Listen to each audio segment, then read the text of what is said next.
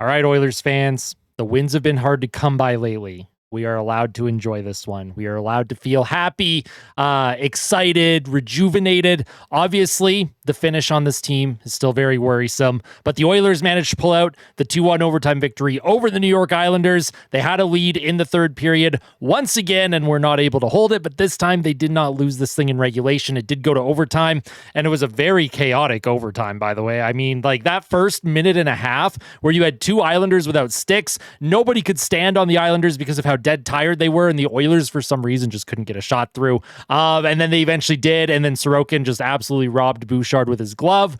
Luckily for Edmonton, though, the MVP of the NHL this season, Leon Draisaitl, scored his 48th and 49th goals of the season, and he is absolutely carrying this team on his back right now. The Oilers managed to snap the losing skid, and they do have an opportunity to go 500 on this road trip with a win against the Rangers on Sunday. Speaking of Sunday, I am not going to be in my office for that game for the post-game reaction. So when I do my post-game reaction on Sunday, it's going to look a little bit different. It'll probably sound a little bit different too, but I will still have a video up for you. I'm going to visit some family this weekend that I'm very much looking forward to. But let's talk about this game. The fact that the Oilers were on the second half of a back-to-back, I thought Edmonton controlled this game pretty well. They had their moments where they looked a little shaky defensively, but overall, they kind of really prevented the Islanders from getting rush chances. The Islanders had one real good look in the third period, and that was the one that they ended up scoring on. Bo Horvat, who was my player to watch for the Islanders before the game, Ryan Nugent-Hopkins did not put the puck down low into the corner. He tried to send a pass across the ice in the offensive zone, led to a turnover, 2-on-1 for the Islanders. That ended up tying the game.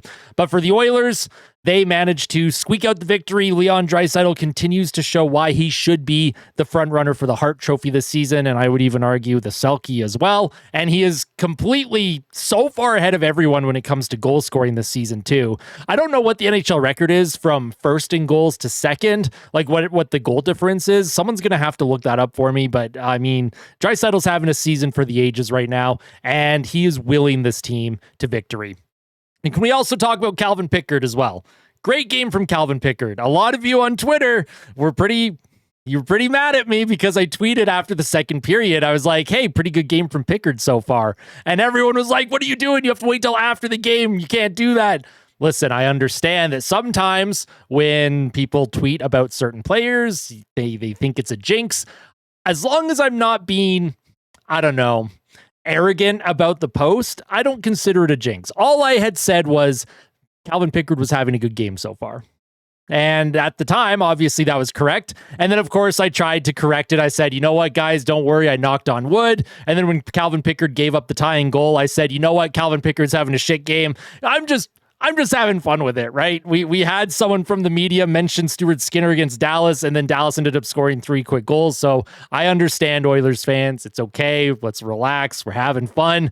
I didn't jinx the team. And in fact, Calvin Pickard, maybe I actually gave him a bit of a boost because he had an assist on the overtime winner from Leon Draisaitl. Really heads-up play to come out of his crease, play the puck up to Connor McDavid, and then he found Leon Draisaitl, who went in on the breakaway and beat Sorokin on the blocker. We're going to take a look at the NHL Edge visualizer for all 3 goals, the 2 Oilers goals, of course, and the 1 Islanders goal. I'll kind of break them down, and then I will go through the questions and comments from you, the fans. This is a segment that I'm starting to do after every single game, so if you ever want to send me questions or comments, just at ahockey1993 on Twitter or x.com. Of course, I will try and integrate the Discord for questions and comments later on as well, but this is something that I think is engaging. It's fun to interact with the fans a little bit more. It's fun to see and hear what you all think during games and after games. And when the team is in the dumps, obviously a lot of negativity, but we can be positive tonight. I'm feeling good. I'm feeling happy. I liked that Edmonton, for the most part, was able to control this game. I liked the new line combinations. I thought everyone played pretty well overall. But let's get into the Edge visualizer here. First goal of the game, it was Leon Draisaitl, of course, and this was a terrific goal from Leon. He absolutely bombs it. Good pressure to kind of cause a bit of a turnover in the neutral zone. Evan Bouchard finds Connor Brown. Connor Brown finds Draisaitl, and he just absolutely clap bombs it as hard as he can, just a howitzer of a slap shot. He beats Sorokin kind of in between the arm and the pad. I don't know how hard the shot was registered. It looked like it was about 100 miles an hour, and that was 1-0 for Edmonton at the time. And then in the third period, Bo Horvat, and this is what I'm going to talk about with Ryan Nugent-Hopkins. I will pause it when he has the puck here. Darnell Nurse, puck goes by him. Now, Nugent-Hopkins here, he tries to rush a pass into this middle of the ice zone. He's kind of trying to throw it towards the net. Either way, he's got to be a lot more aware of what's going on the ice. Even a pass across to Stetcher probably wouldn't have been a great play. He's got to find a way to either tie it up along the boards so that he can wait for his back pressure to come and support, or just put the puck down low. This is something that you learn when you're very young in hockey, putting this puck in the middle of the ice when he has pressure on him, and he knows Darnell Nurse is the one that's been pinching. That's why he's covering here. Ryan Nugent-Hopkins has to be much better than this. Ryan Nugent-Hopkins did miss a few shifts after this giveaway. Bo Horvat with the speed, he walks right in top of the circle and he roofs it past Calvin Pickard on the blocker. But that was the only blemish for Calvin Pickard in this game. And then in overtime, Calvin Pickard, you love to see the assist right here. Love to see that. His first assist of the season. Look at that for Calvin Pickard. Connor McDavid, of course, with the other assist. Puck was being cycled around. The Islanders had all kinds of pressure, and then puck thrown towards the net. What a heads-up play, because if Pickard had decided to hold on to that, obviously it's a face-off. If he had flubbed it or tried to play it anywhere else, he had number 10 on the Islanders bearing down on him. What a heads-up play to find Connor McDavid, and then Leon Draisaitl puts on the Jets, and he just goes and goes, and he beats Sorokin over the blocker for the game winner. That is goal number 49 on the season for Leon. That is his 10th game-winning goal. That is his 33rd even strength goal, and he leads the league in all of these categories, and you absolutely love to see it. Now, let's get into some of the questions and comments from the fans. I'll just refresh, try and make sure that everything is all good here. All right, so we will click on the tweet that I had put out. After every game, I usually do put out a tweet. I'll kind of mention something about the game, and then I'll ask for questions. So just something to look forward to in the future. Golder asks, where do you think this team would be in the standings without Draisaitl, and where do you think the team would be if we had Hellebuck? Well, if we had Connor Hellebuck and he's playing the way like he is in Winnipeg, they're first place in the Pacific Division, no questions asked. And if they did not have Leon Draisaitl in this lineup, they are a lottery team, hands down, full stop, not even a question. Leon Draisaitl is the reason why this team is where they are in terms of their found success. Even though Connor McDavid, yes, he has 61 assists and he's still having a good season, but he's not having a great season. Not the usual standard of Connor McDavid. This year, this is Leon Draisaitl's team. Now, Trent says TSN turning point. Hopefully Ekholm is back soon. Can't wait to see what Kane and Frederic have to offer. I agree. I think Kane and Frederic are going to be big difference makers, at least when it comes to the physicality and pace of this team. Trent Frederic for sure. We'll have to see about Evander Kane. Not sure where he's going to be at by the time he does get into the lineup, but hopefully he is effective. But Trent Frederic is going to be a huge addition to this lineup, in my opinion. And the TSN turning point, Calvin Pickard made a big save late in the third period. I forget who was on the Islanders. They had mentioned that he hadn't had a goal all season. He kind of got past the defender. I think there was about 4.5 minutes left, and Calvin Pickard made a big pad stop and kept the game tied at that point. It was a big save, and it allowed the Oilers to continue to push and press and eventually get the winner. So that would have been my TSN turning point. I wish I knew which Islander he stopped, but it was a very good save on the pad. Oily Life says, super happy a goalie did something. Pickard might take the reign for now since Skinner is bleh. Leon scores. Please have someone else score. I feel worried he would be gassed by the playoffs. That is a very valid concern. Obviously, the Oilers are very top heavy in their production right now. And when the playoffs start, you can only have success if you have depth scoring. But right now, at least we'll take the wins, the few wins that we're getting at the moment. And if it's Leon Draisaitl leading the way, we'll take it. But I do 100% agree. You do need more from the rest of this lineup, in my personal opinion. McJesus Saves says, how hard did you knock your wood? As hard as I possibly could to try not jinx the team after I put out that tweet on Calvin Pickard.